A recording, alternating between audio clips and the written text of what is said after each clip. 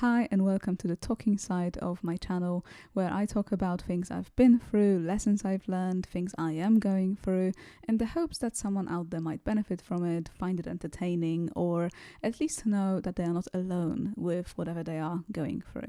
The other side of my channel is music and some poetry, which I highly encourage you to check out, and also please check out my Patreon and Substack. So today I wanted to talk about the anxiety of starting something new. Projects or ideas that we have or plans for the future that are a little bit larger than just like the everyday small things that compound over time. The anxiety of our plans for the next year or 2 years or 5 years, that can be a little bit overwhelming. The kind of umbrella that holds the little changes that we make for everyday life. And I know that the most likely, I don't know the exact science behind it, that parallel timelines exist and so the future already happened, but our very limited human brains cannot see that, cannot register that, and so we get anxious and nervous, and that is absolutely completely normal. Everyone goes through that. The bigger projects being moving somewhere, not necessarily another country, but just moving out of your family home, moving to university, moving in with a new person. That can be starting a new job, starting a new career, pivoting or resetting your career and opportunities. That can be just trying new things in a larger scale in general.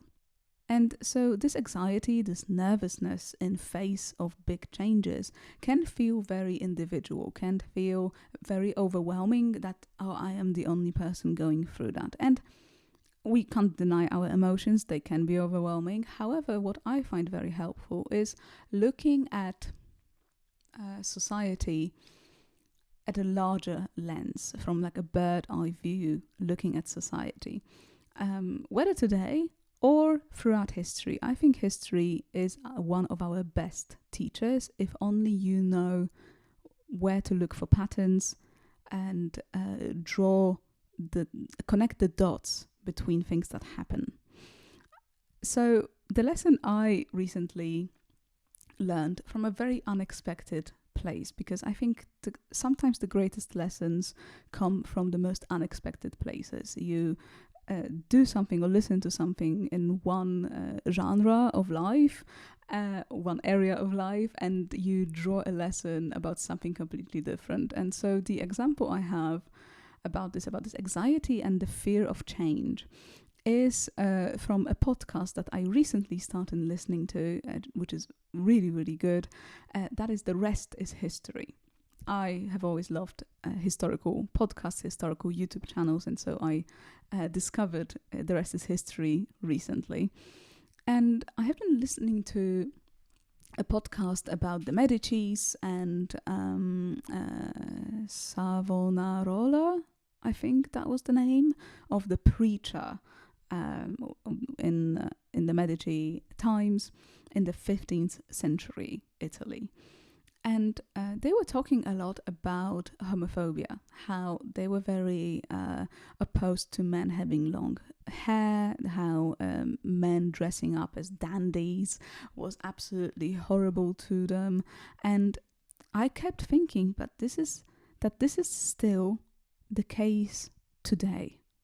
That history repeats itself so often because people are scared of changing. And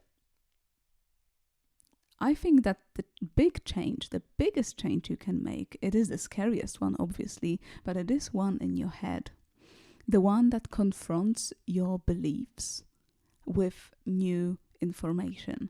And that change is the scariest one, the one that sometimes can hurt the most, because you are deconstructing things that you believed, your values, things that you thought made you as a person. And so this is the change that can feel the most overwhelming and also can be the most resisted.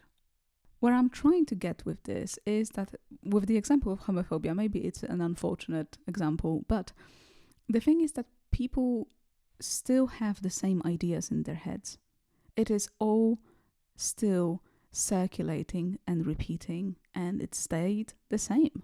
Homophobia exists, misogyny exists, sexism exists, racism exists throughout history. People didn't change, because changing in here, in your head, can be very frightening, because you will be very fragile, very vulnerable for a moment, and you need to be sure that you are in a safe environment, surrounded by safe people who will allow you to go through that change, which in most cases isn't the case.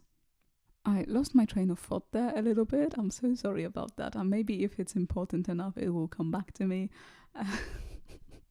But for now, let's continue with anxiety and why actually we do feel so nervous when it comes to changing ourselves as people, changing our lives.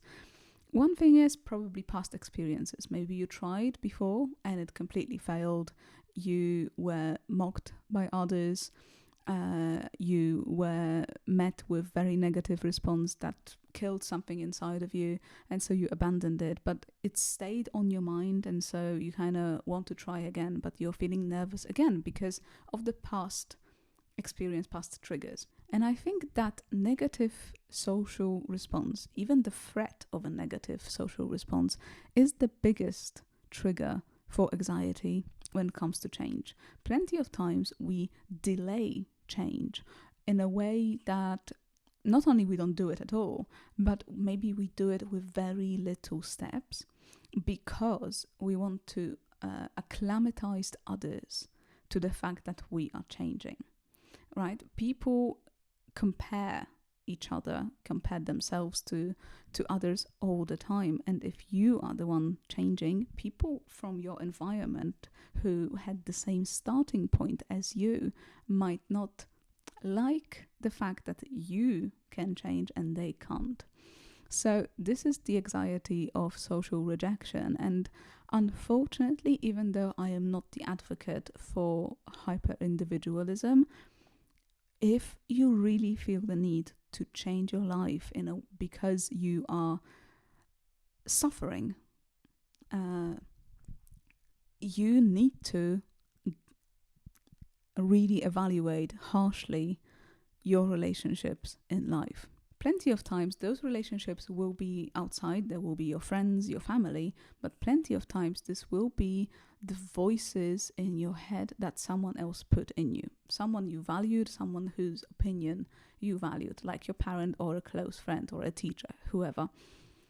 And differentiating between these voices and your own is the crucial part of change, because what's stopping you is probably not you, is the thoughts, sometimes the system obviously, but we're talking about ourselves now a little bit. It is the thoughts inside your head. You are in your own way, and when you list out all of the reasons why you can't change or why you can't change as fast as you would like to, because frankly you can be a completely different person tomorrow if you wanted to, but we feel the need to explain to others so that they are not shocked, right? So that they don't abandon us because suddenly we are a stranger. And you need to really recognize whose voice is in your head. Is it your own voice telling you that you're rubbish? I don't think so. Why would you talk this way to yourself? It is probably someone else who spoke to you this way, maybe not in these exact words, but who discouraged you in the past with the fear, with the threat of some social isolation, some divine punishment, whatever it is in your head. I honestly believe that the negative thoughts in our head come from other people. whether directly from someone else or from society at large, because of the narrative around who you are as a person based on your skin color, based on your sex or gender, based on your orientation, based on your nationality, and so on. We, as ourselves, why would we have negative thoughts about ourselves, right? We were put on this earth against our will. And so why would we feel miserable about being here? We just are. It's a neutral kind of fact, right? And so I think that the majority of the anxiety when it comes to trying something new, changing as a person, starting something that will align better with who you are, or what you would want your life to look like, is mostly because of others. Us looking to others and thinking, trying to predict how they are going to react. Whereas the truth is that you are the one left with the consequences of your actions or your inactions. Not anyone else. People can leave, people can die. So whether you act or not is all up to you, and that is your life that you are building. And now, confession time. I am also recording this podcast today for myself because I am going through an anxiety roller coaster. I am pivoting in life, I am resetting my life, I am trying something completely different because some of my bigger plans didn't work out. Plans that I adjusted my life towards failed. And so I now need to scramble around and figure out what's next. And there was a period of time when I was grieving those failed plans, that I didn't really do anything. And that period of time took me much longer than I thought. This was a real kind of identity crisis for me because I have always been the person with a plan. And that plan always worked out, maybe not 100% the way I thought it would, but it worked out. It always turned out okay. And so when I lost the plan, I fell apart for a long period of time. And so now I need to make moves to get back on the horse, as they say. And so when I'm down, it can be really bad because I am scared for the future. I don't know what I'm doing. I get anxious. I even sometimes avoid my own life by scrolling on social media, for example, instead of doing the things that I know I need to do. However, there's also an up, and that up is when I'm doing things like, for example, this podcast, or putting music out, or my poetry, and engaging with people more true to myself without worrying too much what others will think. Then the up is so great. I can feel the energy from the universe aligning with me. I can feel the flow state much easier. My friends tell me that I shine and radiate positivity. I sleep better. I have more energy to be doing more and more things. Again, please subscribe if you aren't already. Check out my Patreon, Substack, and my music. Thank you so much. And so I don't know what's going to happen because I can't predict the future. The only thing I can control right now is the now. And the now requires action. And I don't know what the result of that action will be. But so far, action is the best cure for anxiety that I have found. Because I am focusing on something else other than my brain having the time and the energy and, being bored, and so creating problems for me. I think anxiety and nervousness can be a pathway towards excitement and some transformation. Growth sounds a little bit too capitalistic for me, so we're gonna go for transformation, changing as a person.